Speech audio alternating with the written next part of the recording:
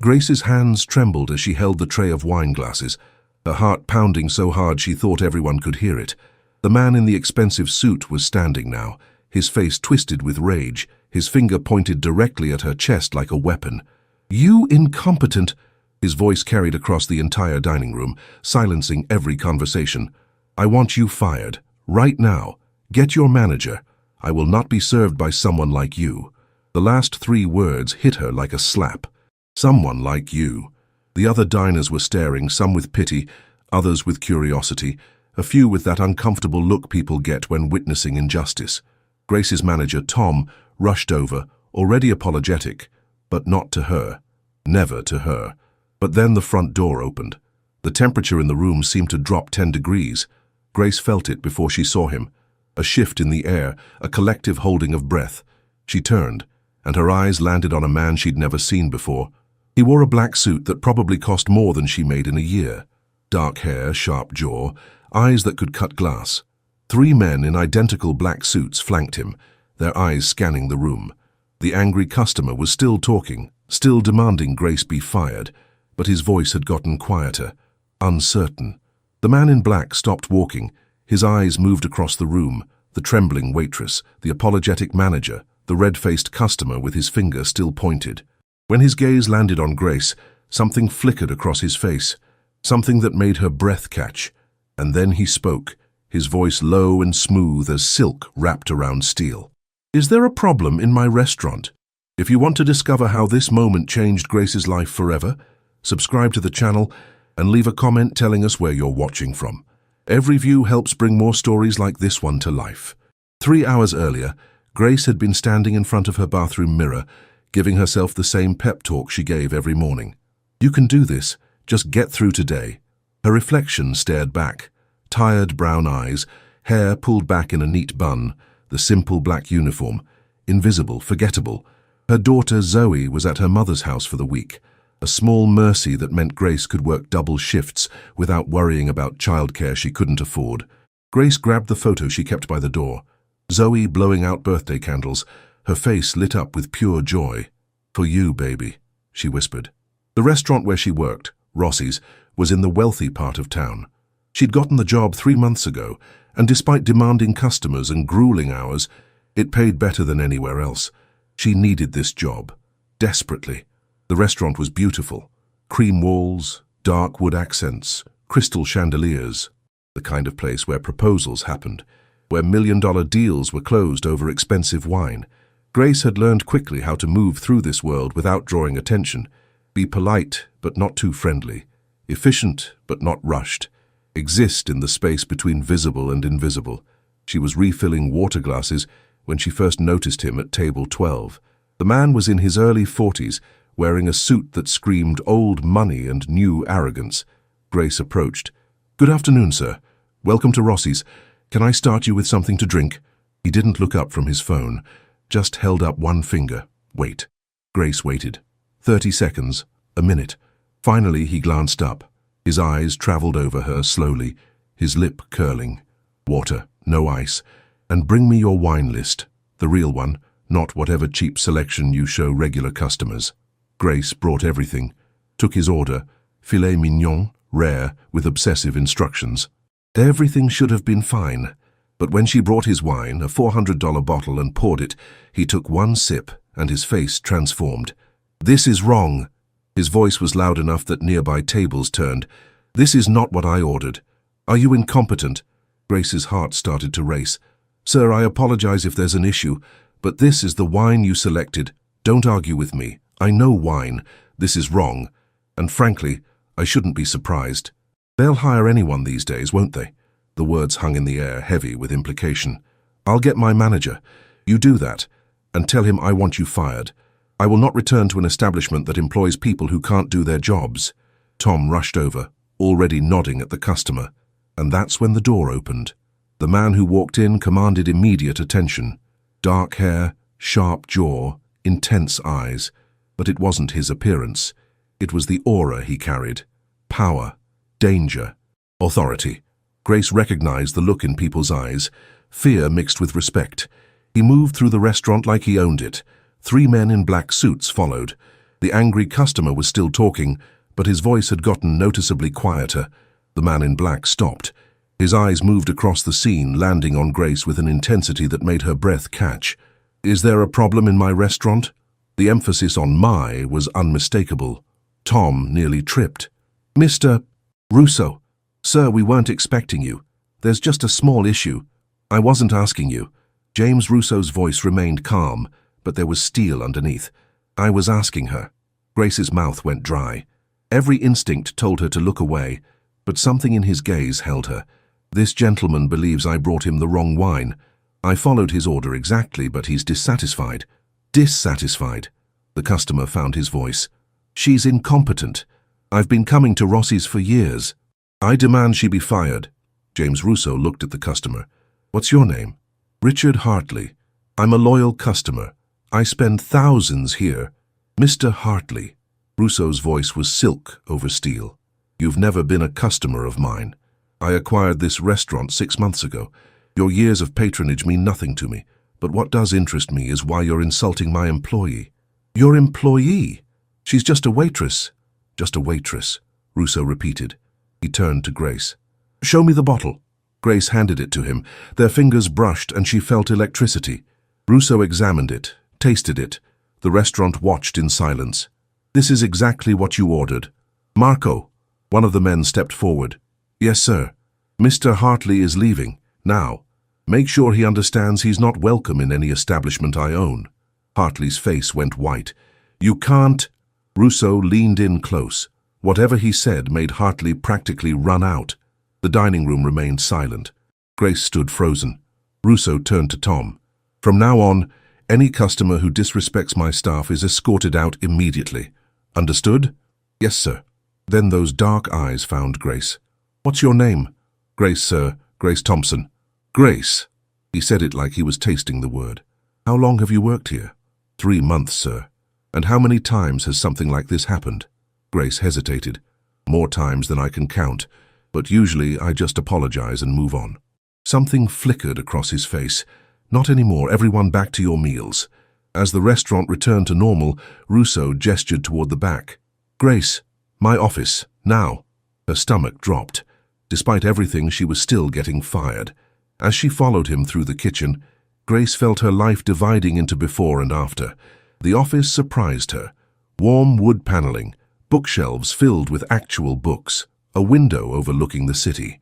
Personal touches, a photograph of an elderly woman, another of a young girl laughing. "Sit." Grace sat, hiding her trembling hands. "You need this job." Not a question. "Yes, sir." "How badly?" "Bad enough that I take the bus 40 minutes each way. Bad enough that I work doubles even when my feet bleed.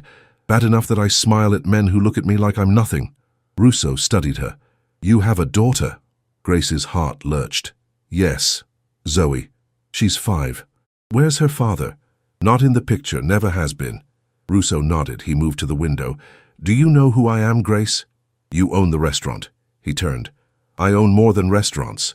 Buildings, businesses, investments. Some legal, some less so." Grace's pulse quickened. "I need this job," she repeated.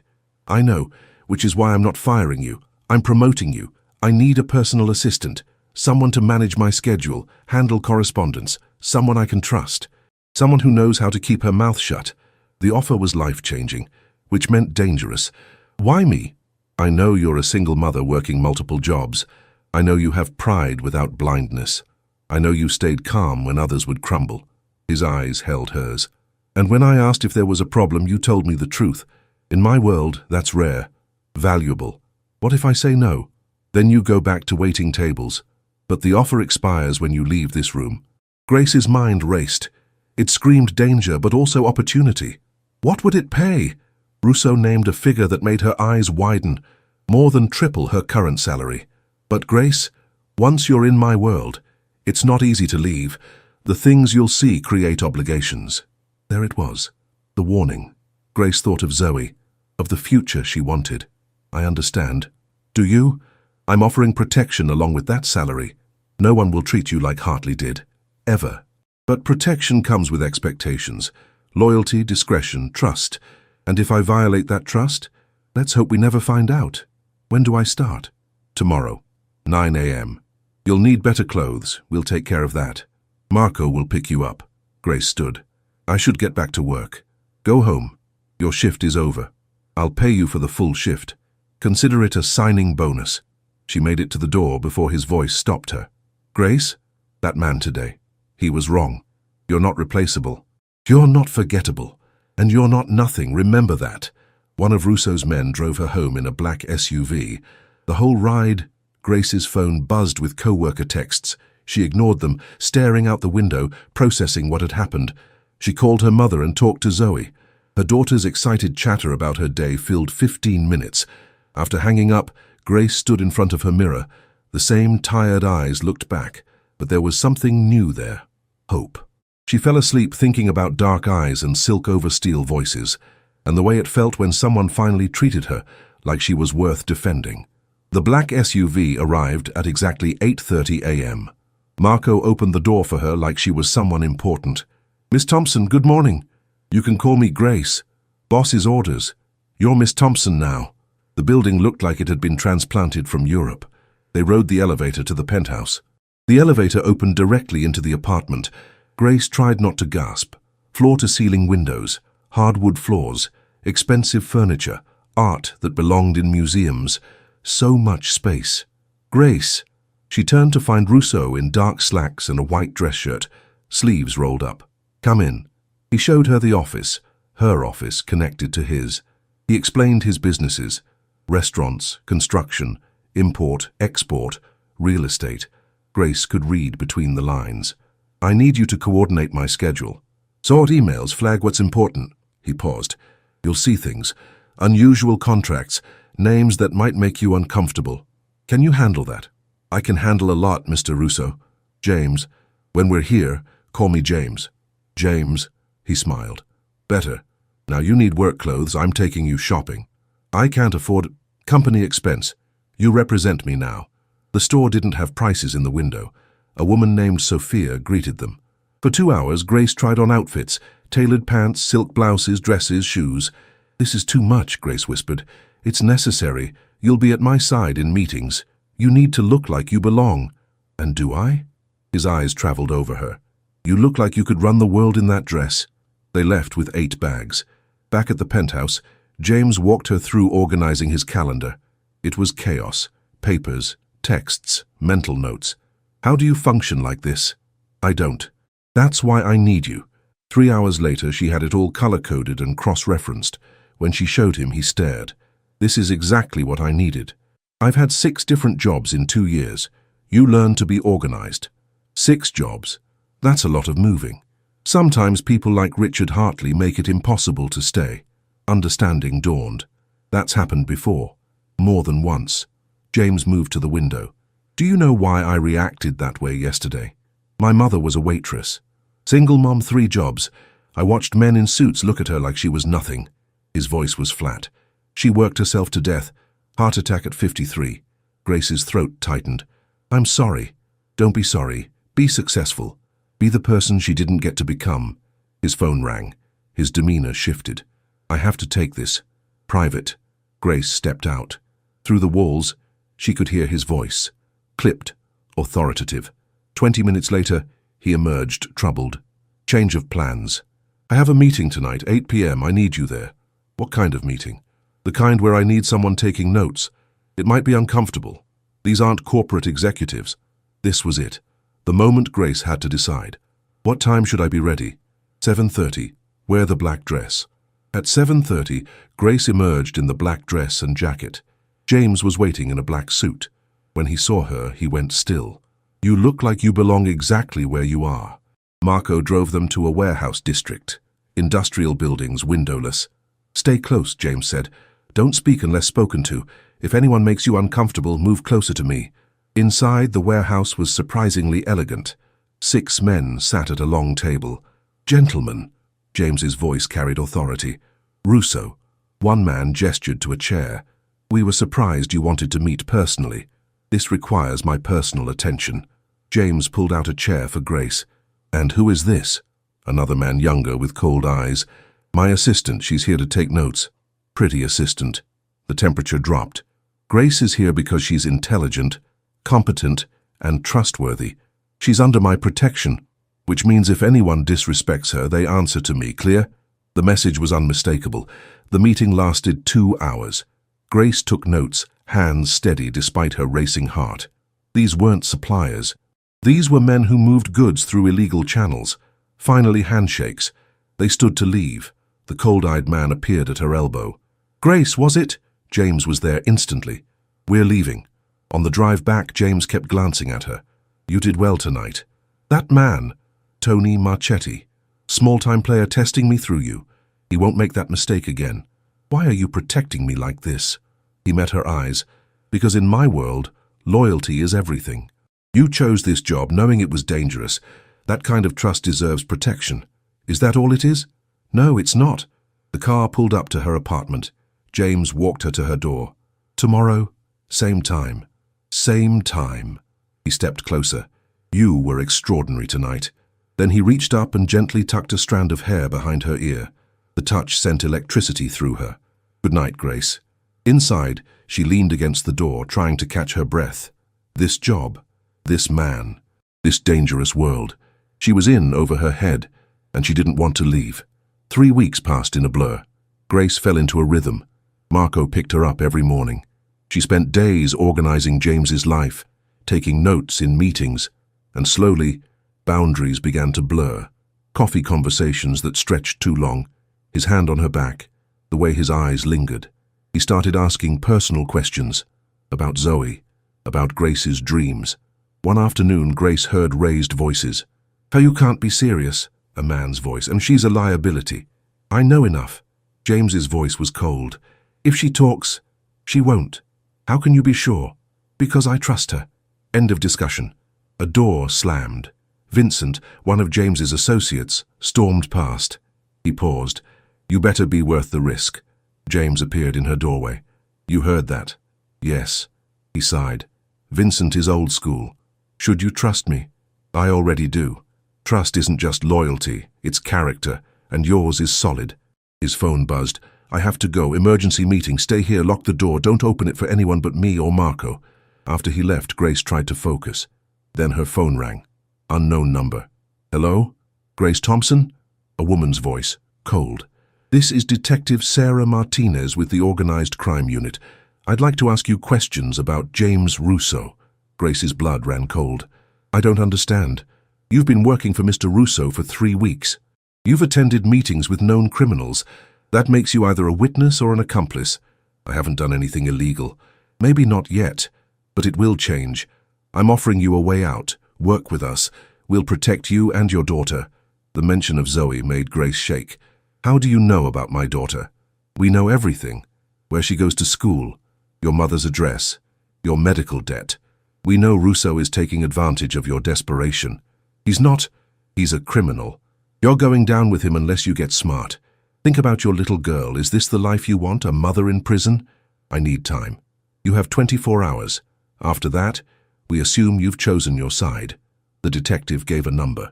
"Call me, before it's too late." The line went dead. Grace sat staring at her phone, trembling. 3 weeks ago, she'd been a waitress. Now she was caught between a man who'd shown her respect and law enforcement threatening prison. She heard the elevator. James's voice. "Grace?" She looked up. "What happened?" Grace considered lying, but she remembered what he'd said about trust. "I got a phone call from a detective. She wants me to inform on you." The words hung in the air. Instead of anger, James crossed the room and knelt in front of her. He took her hands. "Look at me. Did you tell her anything?" "No. I told her I needed time." "And what are you thinking?" "I'm thinking I just met you, and I'm already in over my head. I'm thinking I have a daughter who needs me. I'm thinking if I go to prison, she'll end up in the system. You won't go to prison, because you haven't done anything wrong, and I've made sure you've never been present for anything that could incriminate you." Grace blinked. "What? You think I'm reckless? Every meeting you've attended has been vetted. Every conversation staged so you only hear what won't hurt you. I've been protecting you since day one." "Why?" "Because from the moment I saw you in that restaurant, I knew you were different, special, and I don't let anything happen to people I care about." "You care about me," Grace whispered. "More than I should. More than is smart." His grip tightened. "You're in danger now." Not from me, but from people who want to get to me through you. You have two choices. 1, walk away. I'll give you severance. I'll make sure Martinez knows you quit. You'll be safe. And 2, stay. Trust me to keep you safe. But if you stay, there's no going back. You'll be marked as mine, as part of my world. Why would I choose that? Because you feel it too. This connection.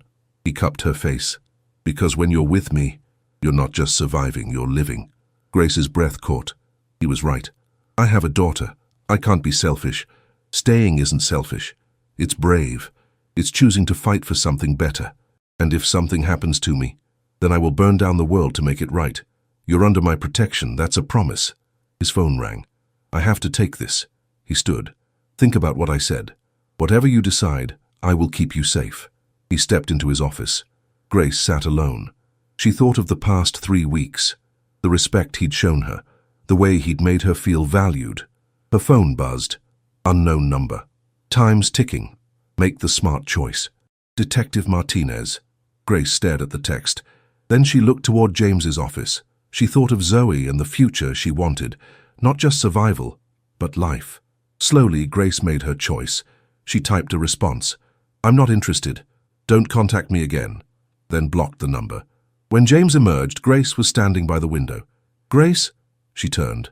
I'm staying. Relief flashed across his face. You're sure? No, but I'm choosing to trust you anyway. James crossed the room in 3 strides. He stopped inches from her. You won't regret this. Don't make promises you can't keep. I've never broken a promise to anyone who matters. And Grace, you matter. Then he kissed her. Gentle at first. A question. But when Grace's lips parted, the kiss deepened. Grace's hands fisted in his shirt, pulling him closer. All the tension, all the attraction, it poured into this kiss. When they broke apart, James rested his forehead against hers. I've wanted to do that since the moment I saw you. You barely knew me. I knew enough. I knew you were strong and brave and beautiful and everything I didn't know I was looking for. This is crazy. And right. Admit it. It was. What happens now? Now I keep you safe. I help you build the life you want. And if you'll let me, I convince you to give me a chance. Not as your boss, but as a man who wants to be part of your life. And Zoe? I would never come between you and your daughter. She's part of you, which means she's important to me too. I'm scared. Good. Fear keeps you careful, but don't let it keep you from living, one day at a time. That night, Grace went to bed happy and hopeful and dangerously in love. The problem with falling for your boss, who also happened to be a crime figure, was that it was complicated. There was constant threat of violence, not from James, but from his world. And there was Zoe. On Friday, 6 weeks after starting, Grace's mother called with an emergency. Her father had fallen. I'm so sorry, baby. It's fine, Mom. I'll figure it out. Bring her here, James said when she explained. What? Bring Zoe here. She can spend the day. James, I can't. Why not? She's your daughter. You're important to me, which means she's important to me. An hour later, Zoe bounced into the penthouse. Mama, this place is huge. James knelt to her level, smiling. Hi, Zoe, I'm James. Yes, this is where your mom works, and yes, you can have a snack. What do you like? Zoe launched into explanations. James listened with genuine attention. Grace watched them walk to the kitchen together, her daughter chattering, James's hand gentle on her shoulder, and felt her heart crack open. This was what she hadn't known to want. The day passed wonderfully. Zoe set up camp with coloring books. She made James laugh, showing him her best drawing ever. It's very creative, James said seriously, displaying it. Do you have kids? Zoe asked. No, I don't. Why not? Because I haven't met the right person yet. The yet hung in the air. Grace felt his eyes on her. Around 3 p.m., James had a meeting. He kissed Grace, quick, casual, before leaving. Zoe looked at her with knowing eyes. Is James your boyfriend? Grace sat next to her. It's complicated. But you like him? Yes. And he likes you, I can tell. Zoe's expression turned serious. It's okay, I want you to be happy. You're always tired and sad, but here you smile more. The observation cut to Grace's heart. She pulled Zoe into a hug. I love you so much. James returned to find them curled up on the couch, Zoe asleep against Grace. He stopped in the doorway, his expression soft tender. She's beautiful. She has your eyes. And her father's stubbornness, though he's not around. James sat across from them. His loss. Thank you. For today. For being so good with her. I wanted to. Grace, when I said you matter, I meant all of you. The woman who works for me, the mother, the fighter, all of it. He touched Zoe's hair. She's part of you, which makes her part of us. Is there an us? What do you want it to be? I want something real, something stable. I can give you that. I know my world is complicated, but I swear, I will always put you and Zoe first. Your safety, your happiness, your future. That's a big promise. I don't make promises I don't keep. Zoe stirred, looking up at James. Are you going to marry my mama? Grace flushed. Zoe! But James looked seriously at Zoe, then at Grace. I'd like to, someday, if she'll have me. I think she will, Zoe announced. She's smiling really big. She was. Marco drove them home. Zoe chattered the whole way. At Grace's door, she found a text from James. Thank you for letting me into your world today. For trusting me with the most important person in your life. Sleep well, beautiful. Grace replied. Thank you for making it easy to trust you. She was brushing her teeth when her phone rang. Unknown number. Hello? Miss Thompson. Detective Martinez. One more chance. I told you I'm not interested. Even after today. Do you know who Russo met with? Carlos Vega, drug trafficker. I'm hanging up. Wait. I have something you should see. About who he really is. Despite knowing it was manipulation, Grace hesitated. What? Check your email. Just look. The call ended. Grace opened her email. A police report from 8 years ago. James Russo, suspected in the death of Michael Torres. Witness saw Russo at the scene. Torres found beaten to death, case unsolved. Below that, another report. 5 total. 5 cases where James was implicated but never charged. Grace felt sick. She thought of the way he'd been with Zoe. Gentle, kind. But she also thought of the danger. Was this who she'd chosen? Her phone buzzed. James. Are you okay? You feel far away. Grace stared at the message. Finally, she typed, I'm fine, just tired, long day. Get some rest, see you tomorrow. Grace sat in the dark, police reports open. Tomorrow she would decide, trust or terror. She didn't sleep that night. Saturday morning, Zoe jumped on her bed. Mama, there's a big car outside. Grace looked out. Marco was there. And James. She threw on clothes and met him at the door. What are you doing here?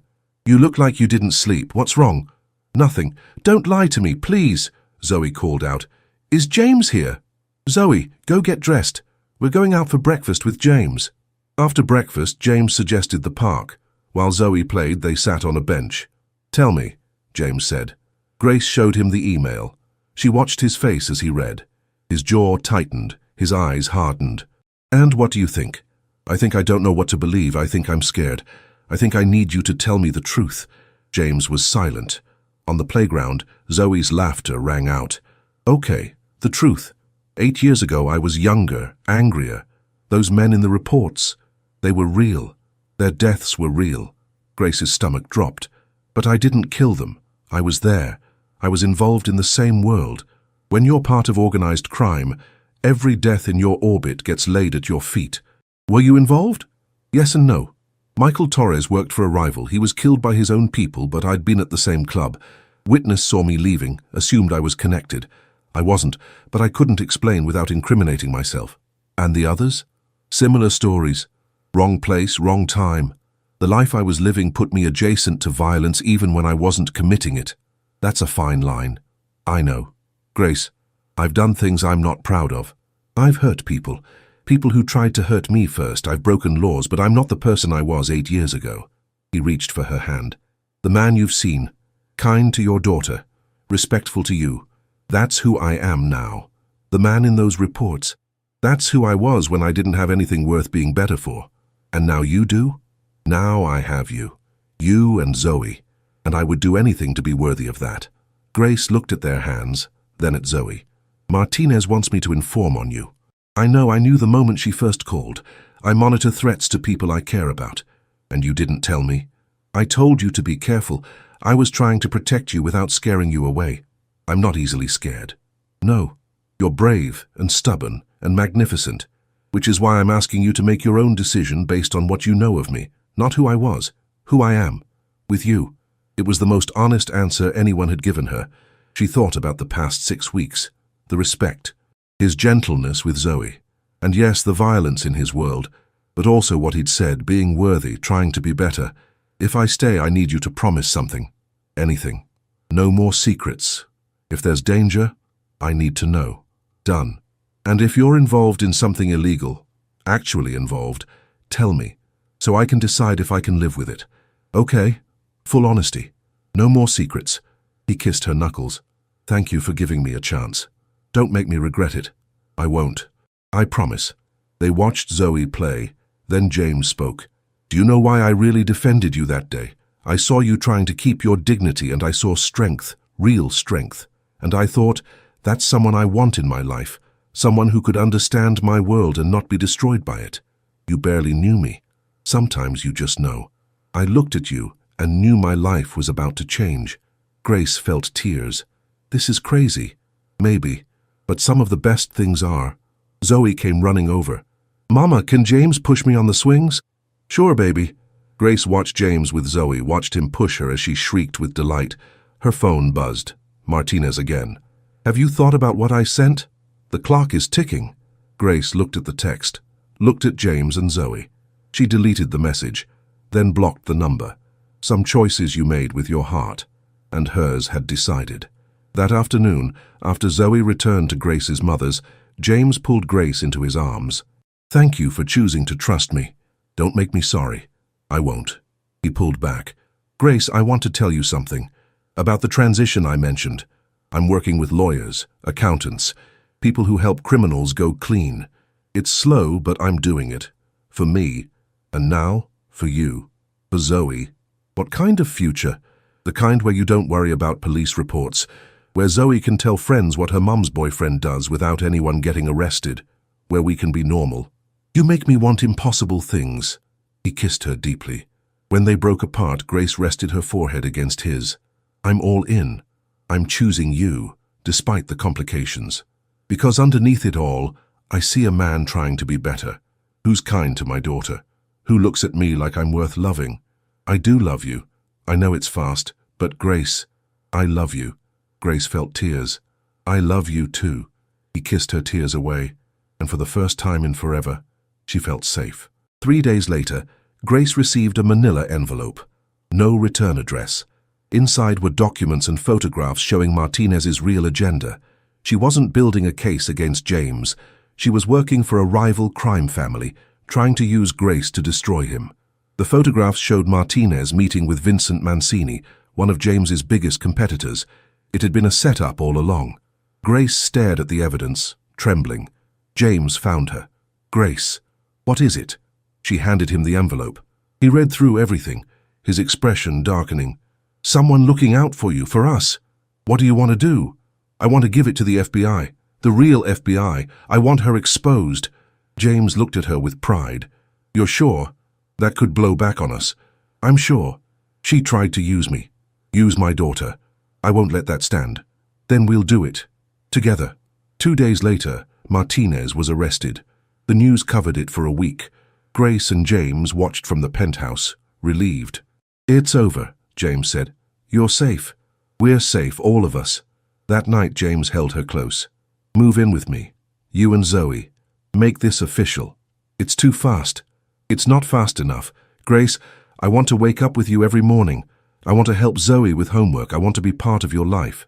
She thought about the risk, about the complications, but also about Zoe's laughter, about the way James looked at her, about the future they could build. Okay. Yes. We'll move in. His kiss was answer enough. 2 years later, Grace stood at the window watching the sunrise. So much had changed. James had successfully transitioned most of his businesses into legitimate enterprises. It had taken time, lawyers, money, but he'd done it. They'd been married for 6 months. Zoe had been flower girl. Grace had finished her degree. She was now James's true business partner. Zoe was thriving. Good school, friends, dance classes. She called James Dad now. And 2 months ago, she'd started asking when she'd get a little sibling. Soon, Grace thought, her hand moving to her stomach. Very soon. She hadn't told James yet. Morning, beautiful. She turned to find him in the doorway. Morning. She moved into his arms as they watched the sunrise. What are you thinking about? How different life is now. How far we've come. Regrets? Not a single one. Do you remember what you said that first day? That I wasn't replaceable? I remember everything. Well, you were right. Thank you for showing me that. You showed yourself. I just gave you space to see it. James, I have something to tell you. What is it? I'm pregnant. She felt him go still. Then he pulled back, eyes wide. You're about 8 weeks. His face transformed. Joy, wonder, awe. We're having a baby. He picked her up and spun her, both laughing. When he set her down, he kissed her tenderly. I love you. You and Zoe and this baby. You're my whole world, Grace. And you're mine.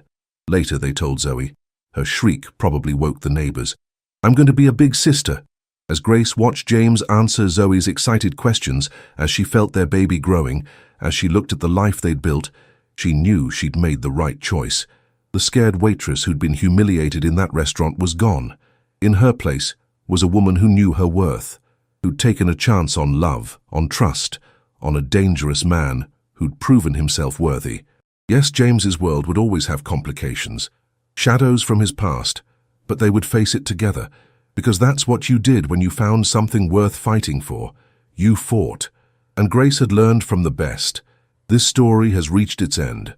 If it touched your heart, leave your like and share it with someone who also enjoys emotional stories. New stories are coming soon. Until next time.